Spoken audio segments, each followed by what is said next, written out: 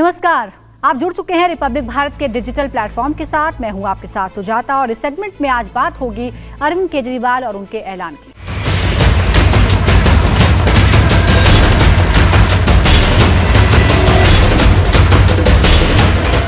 करीब 5 महीने तक तिहाड़ जेल में रहने के बाद दिल्ली के मुख्यमंत्री अरविंद केजरीवाल जब जेल से बाहर आए तो उन्होंने अपने पद से इस्तीफा देने का ऐलान करके सबको चौंका दिया। दिल्ली के सीएम अरविंद केजरीवाल ने रविवार को बड़ा ऐलान करते हुए कहा कि वो अगले 2 दिन में सीएम की कुर्सी छोड़ देंगे, इस्तीफा दे देंगे। उनके इस फैसले ने कई सवाल पैदा कर दिए हैं। कई तरह की चर्चाएं हो रही हैं। सबसे बड़ी चर्चा इस बात को लेकर हो रही है कि केजरीवाल करीब 5 महीने तक जेल में थे। इस दौरान बीजेपी लगातार उनके इस्तीफे की मांग करती रही। उनके इस्तीफे का मुद्दा कोर्ट तक पहुंच गया। हाई कोर्ट में केजरीवाल से इस्तीफा देने का आदेश जारी करने के लिए याचिका दायर की गई। सुप्रीम कोर्ट में भी इस मामले पर चर्चा हुई। हालांकि कोर्ट ने मामले में दखल देने से इनकार कर दिया। लेकिन जब सुप्रीम कोर्ट ने केजरीवाल को शराब घोटाले के मामले में जमानत दे दी तो केजरीवाल ने सीएम की कुर्सी छोड़ने का ऐलान कर दिया और सबको चौंका दिया। पार्टी कार्यकर्ताओं को संबोधित करते हुए सीएम केजरीवाल ने कहा कि मैं सीएम की कुर्सी से इस्तीफा देने जा रहा हूं और अब मैं तब तक सीएम की कुर्सी पर नहीं बैठूंगा जब तक जनता अपना फैसला न सुना दे। रविवार को आप कार्यालय में इस्तीफे का ऐलान करते हुए केजरीवाल ने यह भी कहा कि वो 2 दिन के भीतर सीएम पद से इस्तीफा दे देंगे। उन्होंने कहा कि वो अब तभी कुर्सी पर बैठेंगे जब जनता उनकी ईमानदारी पर मुहर लगा देगी, उन्हें दोबारा चुनेगी। उन्होंने ये भी कहा कि मनीष सिसोदिया भी सीएम नहीं बनेंगे, बल्कि दोनों मिलकर गली गली चुनाव का प्रचार करेंगे। अब सवाल ये है कि केजरीवाल ने यह बड़ा राजनीतिक दांव अपनी साख मजबूत करने के लिए चला है या फिर कोर्ट की शर्तों के दबाव में। दरअसल अरविंद केजरीवाल को सुप्रीम कोर्ट से 13 सितंबर को कथित शराब घोटाले के मामले में जमानत मिली। ये जमानत सीबीआई के मामले में मिली है क्योंकि ईडी के मामले में उन्हें पहले ही जमानत मिल गई थी। लेकिन सुप्रीम कोर्ट ने जमानत के साथ कई शर्तें जोड़ दी। कोर्ट ने केजरीवाल की जमानत में 6 शर्तें रखी हैं। अरविंद केजरीवाल इस दौरान ना तो मुख्यमंत्री कार्यालय जा सकते हैं और ना ही सचिवालय जा सकेंगे। किसी भी सरकारी फाइल पर वो तब तक दस्तखत नहीं करेंगे जब तक ऐसा करना जरूरी हो, जब तक एलजी ऐसा ना कहे। अपने ट्रायल को लेकर कोई सार्वजनिक बयान या टिप्पणी नहीं करेंगे। किसी भी गवाह से किसी तरह की बातचीत नहीं करेंगे। इस केस से जुड़ी किसी भी आधिकारिक फाइल तक पहुंच नहीं रखेंगे। जरूरत पड़ने पर ट्रायल कोर्ट में पेश होंगे और जांच में सहयोग करेंगे। इन शर्तों के बाद केजरीवाल के लिए मुख्यमंत्री के तौर पर खुलकर काम करना बहुत मुश्किल हो गया था। कुछ ही महीनों बाद दिल्ली में चुनाव है, लेकिन सीएम कोई नई योजना शुरू नहीं कर सकते क्योंकि सरकारी फाइलों पर साइन करने की मनाही। ऐसे में केजरीवाल किसी और को सीएम बनाकर दिल्ली की जनता को चुनाव से पहले कुछ नई योजनाओं की सौगात देकर लुभाने की कोशिश करना चाहते हैं। इधर अचानक इस्तीफे के ऐलान से भले ही लोग हैरान हो, लेकिन केजरीवाल के लिए ये स्टंट कोई नया नहीं है।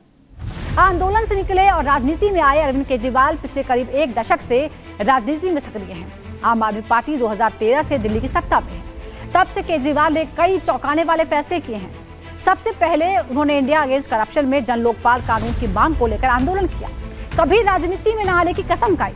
फिर अचानक 2012 में आम आदमी पार्टी की स्थापना कर दी। आम आदमी पार्टी ने साल 2013 में पहली बार चुनाव लड़ा और सरकार बनाई। इस चुनाव में आम आदमी पार्टी को 70 में से 28 सीटें मिली थी। वहीं कांग्रेस को 8 सीटें, दूसरी ओर बीजेपी 32 सीटों के साथ सबसे बड़ी पार्टी बनकर उभरी थी। लेकिन बहुमत किसी पार्टी को नहीं था। अरविंद केजरीवाल ने तब सबको हैरान करते हुए सरकार बनाने के लिए कांग्रेस से समर्थन ले लिया। उस कांग्रेस से जिसकी सरकार के खिलाफ पूरा आंदोलन चलाकर केजरीवाल ने देश में माहौल बदल दिया। बेमेल गठबंधन था, जैसा सोचा था वही हुआ।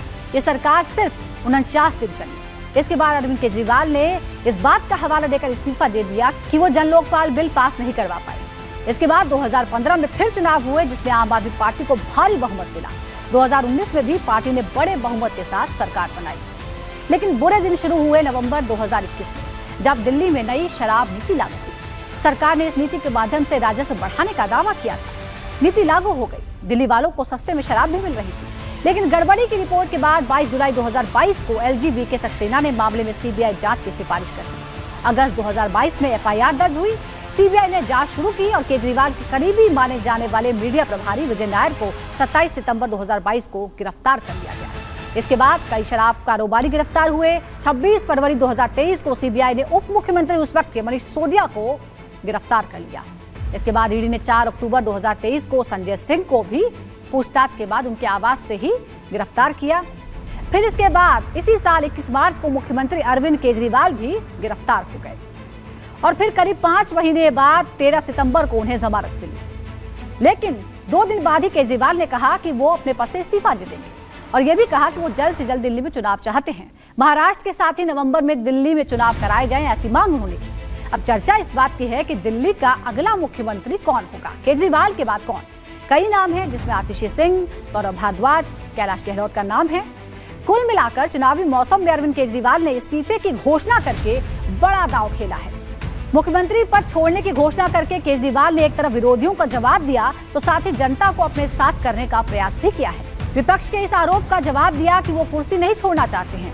वहीं जनता में ये संदेश दिया कि कुर्सी से उन्हें कुछ खास लगाव नहीं है। केजरीवाल ने यह दांव खेलकर लगातार हमलावर विपक्षियों का मुंह बंद करने की कोशिश की है। केजरीवाल ने जनता को संदेश दिया है कि उन्हें कुर्सी से बहुत ज्यादा लगाव नहीं है। सीएम केजरीवाल ने यह दांव खेलकर लगातार हमलावर विपक्षियों का मुंह बंद करने की कोशिश की। मुख्यमंत्री ने अपनी कट्टर ईमानदार की छवि को मजबूत करने का भी प्रयास किया है इस फैसले से।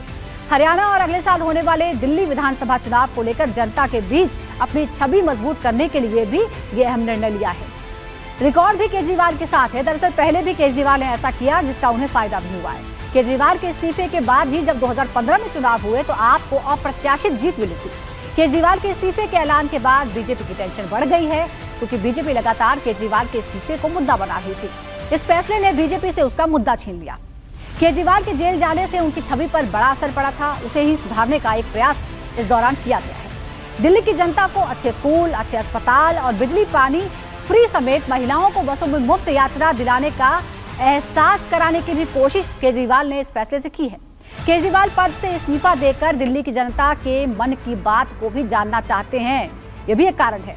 उन पर लगे भ्रष्टाचार के आरोपों को गलत बताते हुए केजरीवाल ये ऐलान कर चुके हैं। उन्होंने ये कदम उठाकर अपनी छवि को साफ करने की कोशिश की है। मंगलवार को केजरीवाल इस्तीफा दे देंगे, नए मुख्यमंत्री का ऐलान हो जाएगा और अब देखना ही होगा कि केजरीवाल के इस दाव का क्या असर होता है।